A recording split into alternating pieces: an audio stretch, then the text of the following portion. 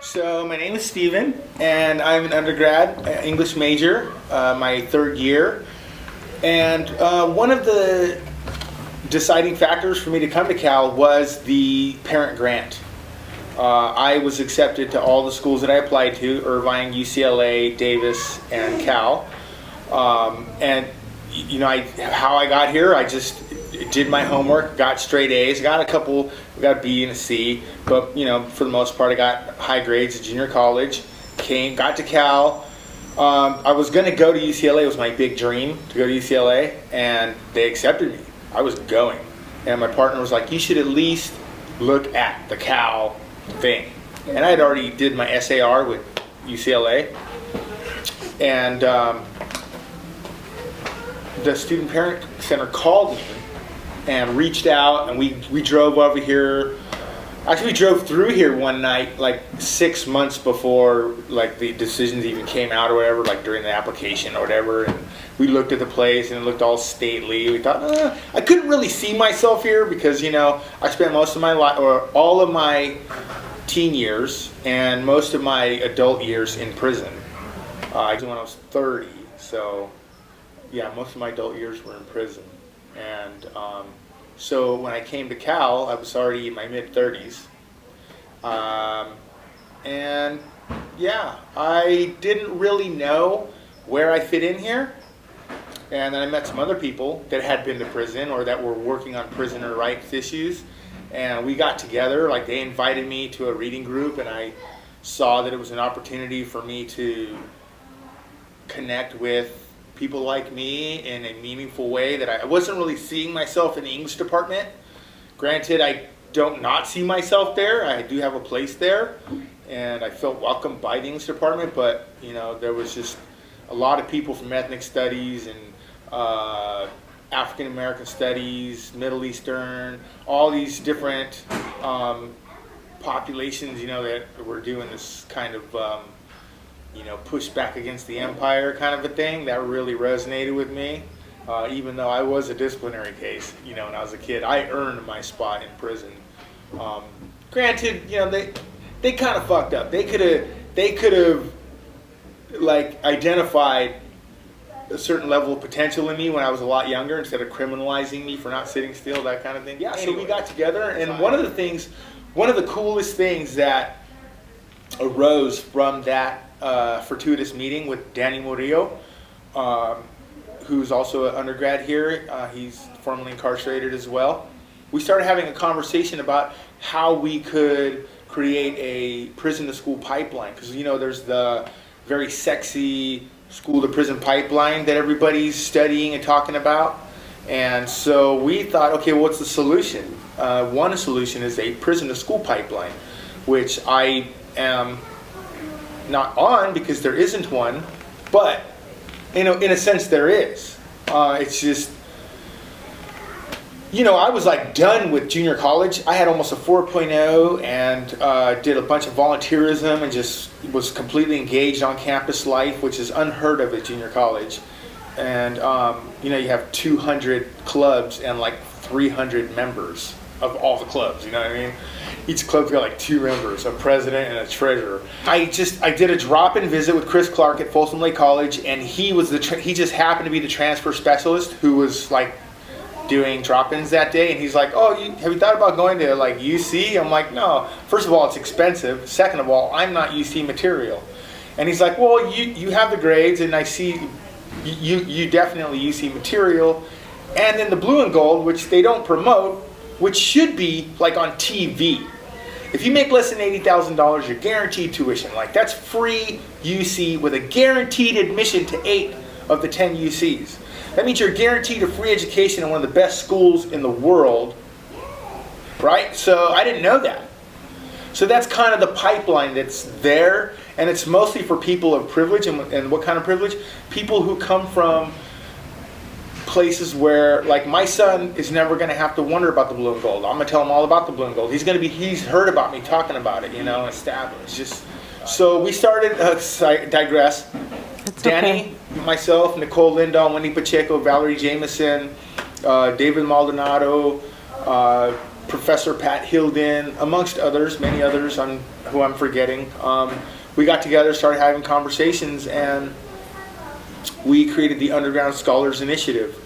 Took us a couple of years of talking and planning and writing grants. Wendy Pacheco and Valerie Jameson mostly did all the writing and stuff. And we did it. We started a resource center. It's opening on September 5th, fall of 2014. And it's Stiles Hall, room 7. It's going to be open as of September 5th. We have staffing. We have funds for staffing for 2 years and rent and things like that. And so formerly incarcerated Cal students who otherwise would be isolated socially and academically, because there's just something, just to be frank, the law enforcement complex in our state is unfair. It unfairly targets people. It pulls the rugs out from underneath people who are on track to succeed, who are on track to have good lives.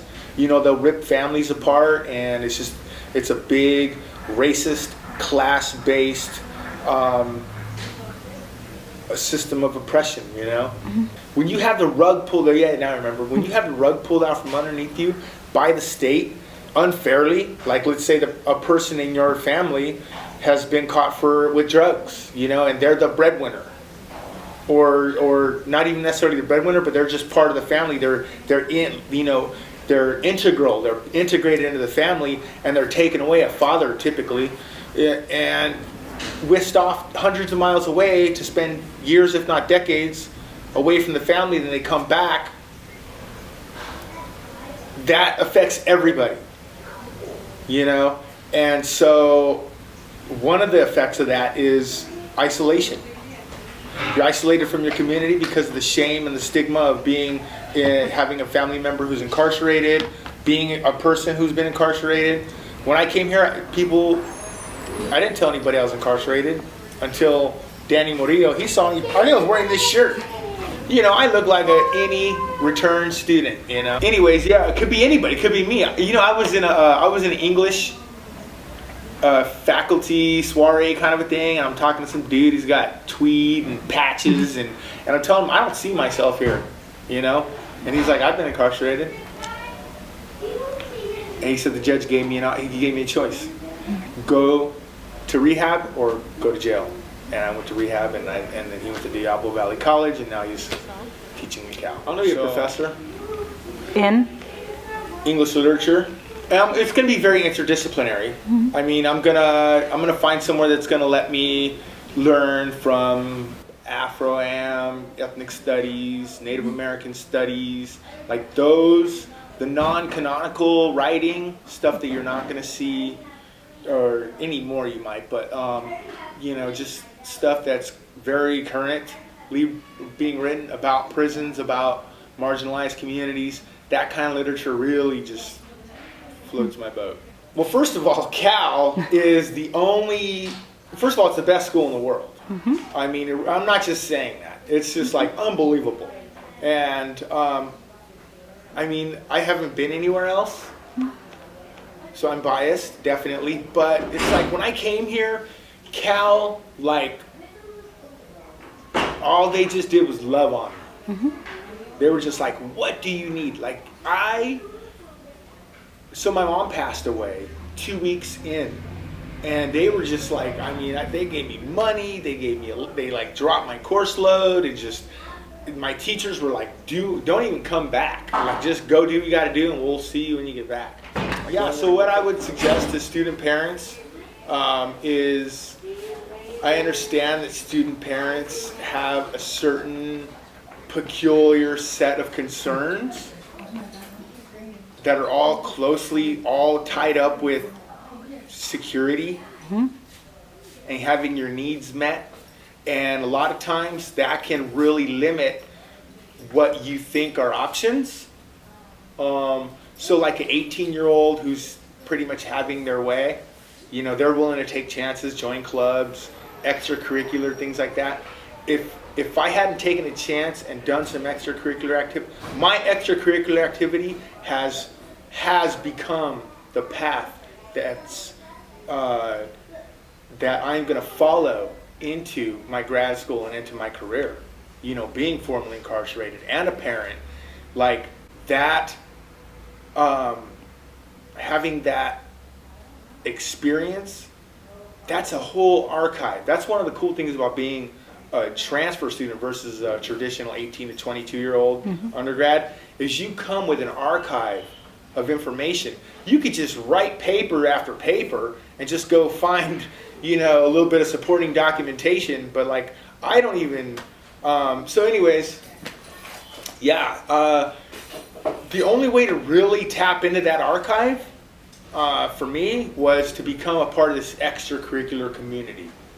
That wasn't on my checklist. When I got to the game, the checklist, I had to take 12 of these classes and 3 of those classes. The most important class I ever took wasn't on that list. You know, I had to drop a class that was on that list to take this other class, and met these other formerly incarcerated people and these other people that were doing this work. What I'm going to do. I'm going to take that with me, you know, and it's like, this is who I am, and I'm going with that, you know. Before I didn't know who I was. I'm like an English undergrad. That's nothing. What is that? There's tens of thousands of those in this country, you know. And I was like, well, I'm formerly incarcerated, but I don't even know if I could tell people that. So outing myself, you know, the gay community is really onto something by pushing, like, be out there, be gay, you know what I mean? Be formerly incarcerated, be whoever you are, because that's the reason that's the reason that Cal lets in 70-year-old undergrads, you know, because they want you to be whoever it is that you're going to be, so you can bring that archive to the lectures. And like some kids talking about, you know, some 18-year-olds talking about what it's like to be in prison, or what it's like to be a hotel manager, or what it's like to be, you know, cancer survivor, but you have those people. So thank you. You're welcome. Yeah.